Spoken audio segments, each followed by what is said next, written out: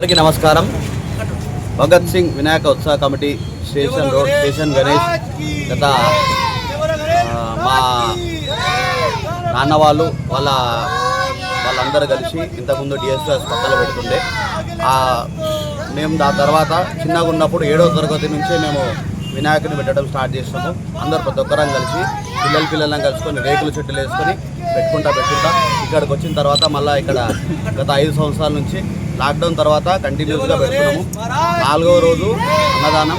ఒక దాదాపు వచ్చే భక్తులు ఎలా ఉంటారంటే మనకు బయట నుంచి వచ్చే భక్తులు చాలా అధికంగా వస్తారు.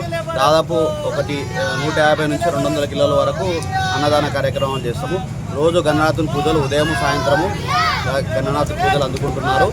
భక్తులు చాలామంది వస్తున్నారు. ప్రతిరోజు ఈ వినాయకుని నిమజ్జనం రేపు అందరికీ మంచి జరగాలని చెప్పేసి గణనాథుని ఆశీస్సులు అందరికీ ఉండాలని చెప్పేసి కోరుకుంటూ సెలవు తీసుకుంటాం.